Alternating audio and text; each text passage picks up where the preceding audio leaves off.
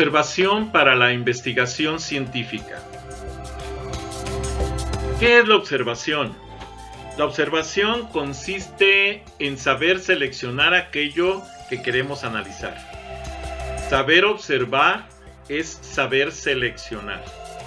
En primer lugar, se debe plantear previamente qué es lo que interesa observar. Se debe seleccionar un objetivo claro de observación.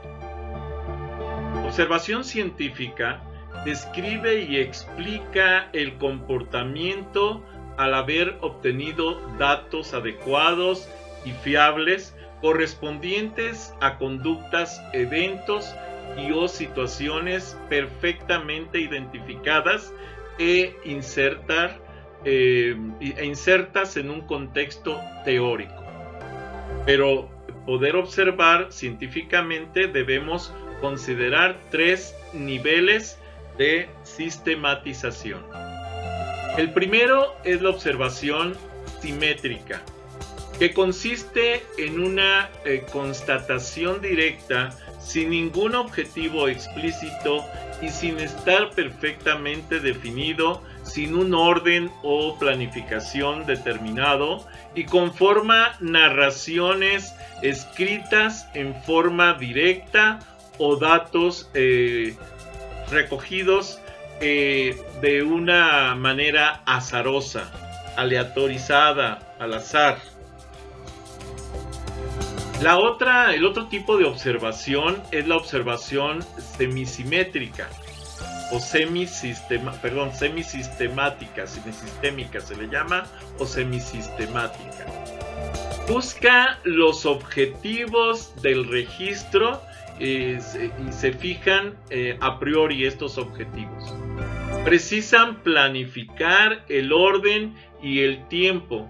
Se necesita especificar la conducta o evento antecedente, el núcleo observado y la conducta o evento posterior, pero no están categorizadas las conductas a observar. Esto es, tiene poca reflexión sobre lo observado. 3. La observación sistemática. La sistemática completa. Esta agrupa la información a partir de ciertos criterios fijados previamente o partiendo de estos registros. Requiere categorizar hechos, conductas y o eventos que se han de observar. La observación es el proceso de contemplar sistemáticamente y detenidamente cómo se desarrolla la vida social sin manipularla ni modificarla, tal cual ella discurre por sí misma. La observación también es una técnica de investigación social y técnica científica para recoger información. Permite orientarla a un objetivo concreto de investigación.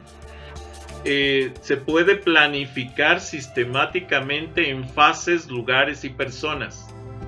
Controla y ofrece el control y la relación de las teorías sociales, planteamientos científicos, y además permite someterla a controles de veracidad, fiabilidad y objetividad.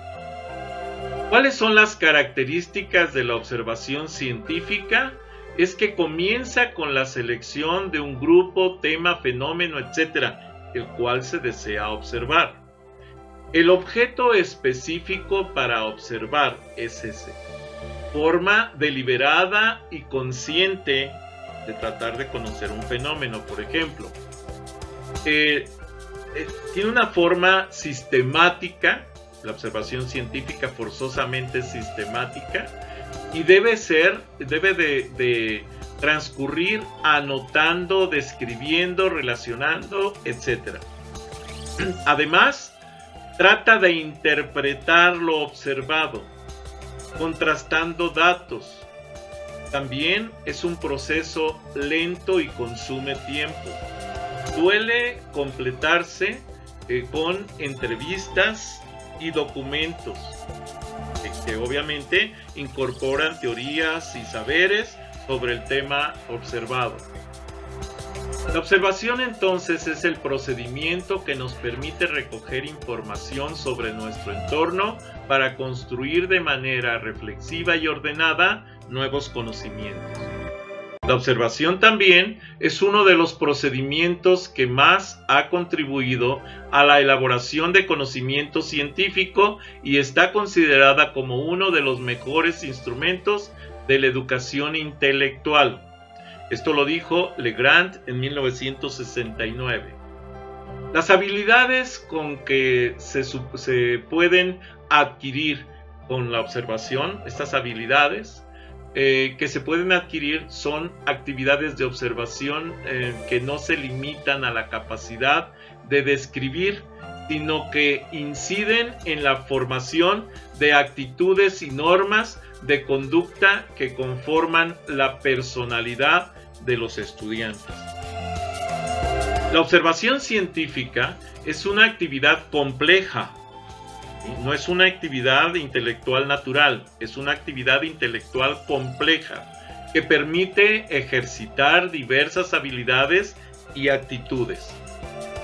Las habilidades y actitudes de la observación responden siempre a una curiosidad, a un deseo de conocer. La observación científica parte siempre de una pregunta y para dar una respuesta correcta es preciso captar el objeto con objetividad, lejos de interpretaciones precipitadas y de sentimientos personales. Habilidades y actitudes de la observación. Bueno, para poder tener una observación correcta, una observación científica, pues lo primero que tenemos que hacer es identificar las cosas, los objetos, las situaciones. Estar conscientes de lo que estamos haciendo. Conocer, o sea, tener cierto bagaje científico sobre el tema. Los tipos, la observación puede ser de forma directa o de forma indirecta. Lo que sí tenemos que buscar es que no afecte el entorno en el que se lleva a cabo el proceso o fenómeno. Las habilidades y actitudes de la observación. La información que recibimos nos llega a través de los sentidos. La vista, el oído, el olfato, el gusto, el tacto.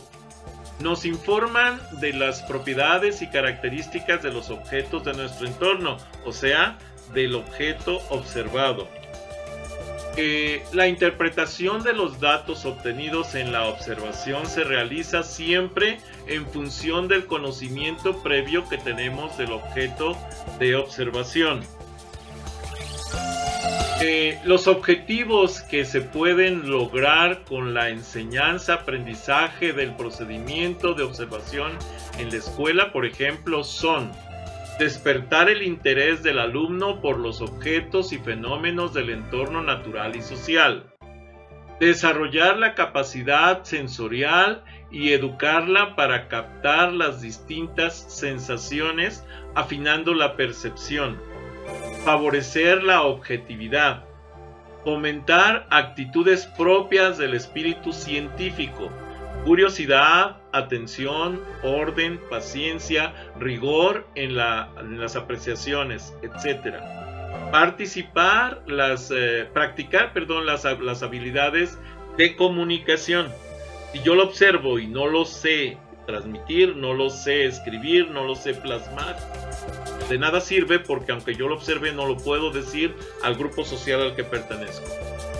Las actividades escolares de observación no requieren de medios materiales extraordinarios, pero exigen unas condiciones de trabajo que permitan sistematizar el proceso de observación y que los niños adquieran los hábitos correctos, o los discentes, los alumnos. Las etapas del proceso de observación son 4. La primera es despertar el interés hacia el objeto o fenómeno observado.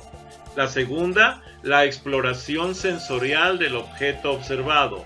La tercera, identificar los elementos de los componentes y sus relaciones. Y la cuarta, comunicar los resultados de la observación.